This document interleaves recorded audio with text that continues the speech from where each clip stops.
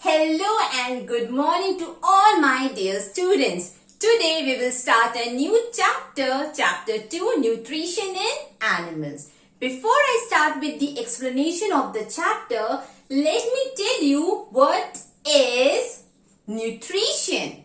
Nutrition is the process of taking food or taking nutrients from the food is termed as nutrition. Now the second question is, what are nutrients?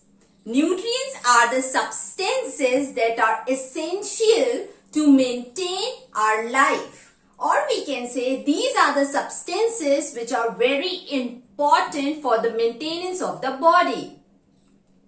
We can define nutrients as the substances which are essential for the maintenance of the life of an organism.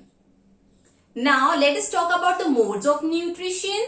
There are two modes of nutrition: autotrophic mode of nutrition and heterotrophic mode of nutrition. Who are called autotrophs? In my earlier video, I have explained who are known as autotrophs. The organism who can prepare their own food are known as autotrophs. For example, green plants. And who are called heterotrophs? The organism, those who depend on other animals or plants are known as heterotrophs. For example, dog and a tiger.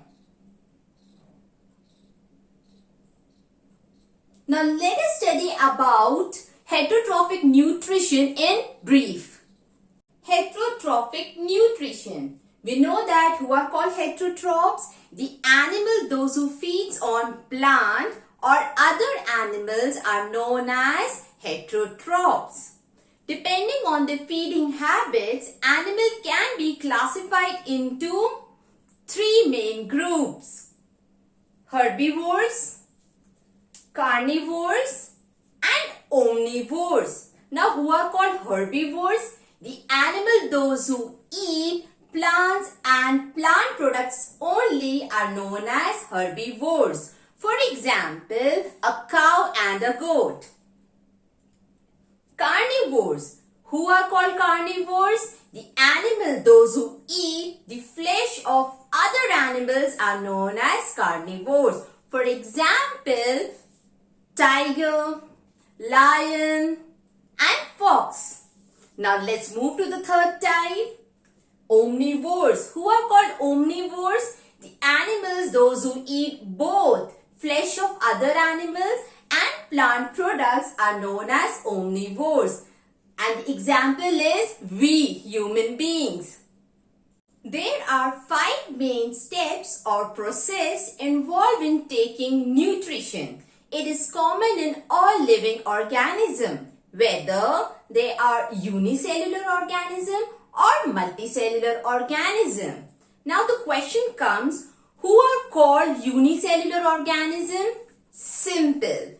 The organism those are made up of single cell are known as unicellular organism, whereas organism those who are made up of more than one cells are known as multicellular organism. Now let us move to the process. There are 5 main processes. Okay. Ingestion, digestion, absorption, assimilation, and the last one is egestion. Now let us study in brief about these processes. First, ingestion. Ingestion means taking food is known as ingestion. Now the second one is digestion. After you eat your food, what happens to your food? Your food, or we can say the complex substance, is broken down into simple water absorbable substance. And the process is known as digestion. Now the next step is absorption.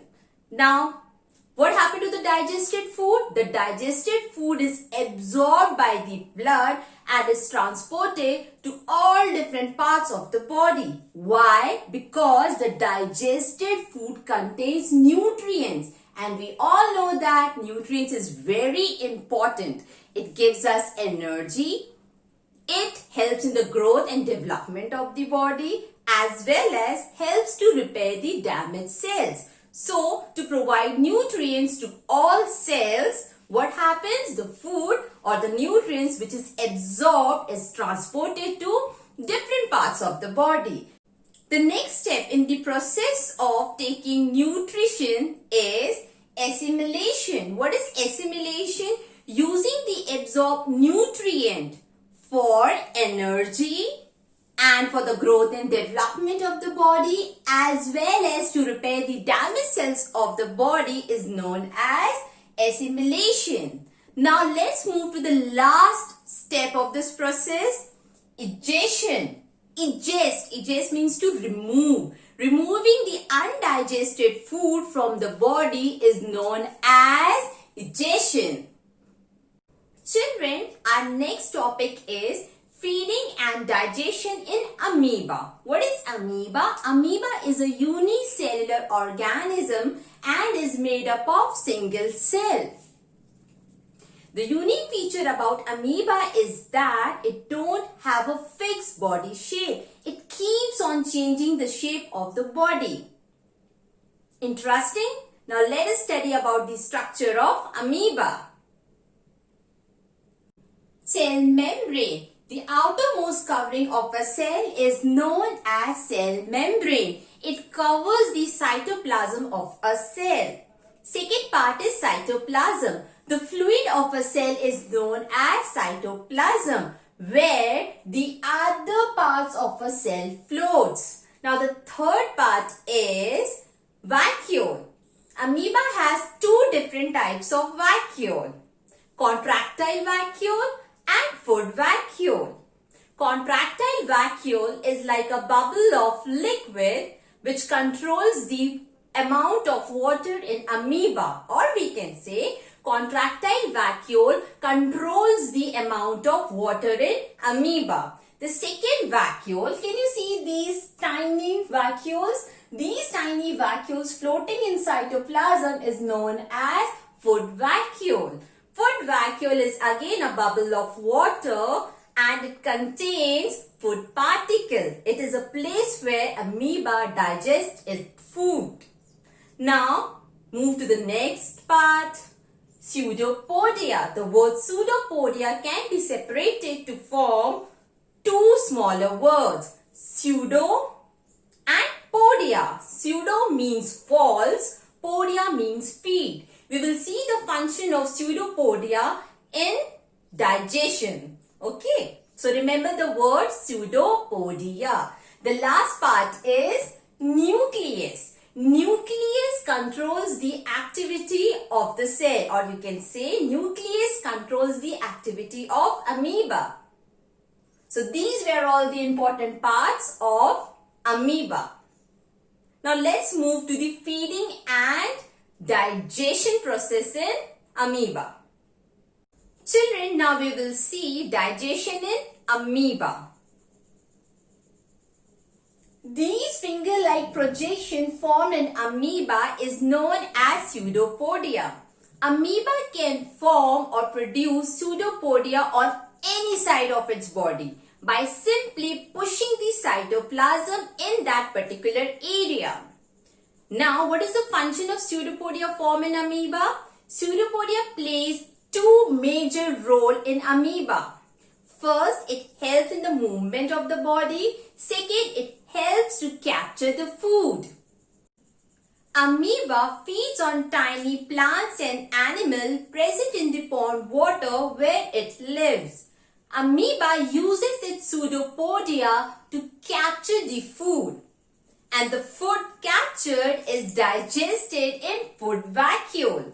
The food gets digested with the help of enzymes. And when the food is completely digested, it diffuses out, where an amoeba uses this digested food for its growth and development.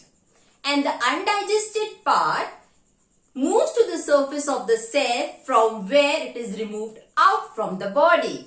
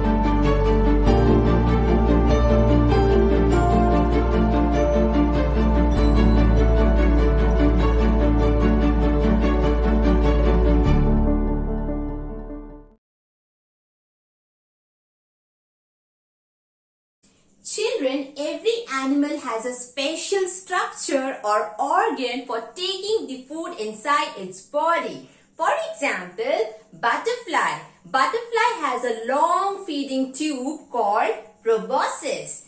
Butterfly uses proboscis to suck nectar from flowers. Now what is nectar? Nectar is a sugary substance secreted by flower. Let's move to the next topic. Starfish. Starfish shows amazing way of taking food. It pops its stomach through its mouth to catch the prey. Then it brings its stomach back into its body along with prey for digestion.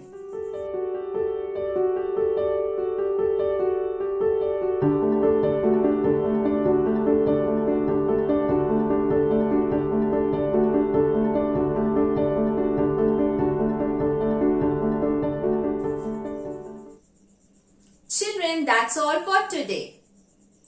Don't forget to hit the like button and subscribe to my channel. And if you think that you can help your friend who is looking for an easy and simple explanation of the chapter, please share the video. Till then, bye-bye. Take care. See you in my coming videos.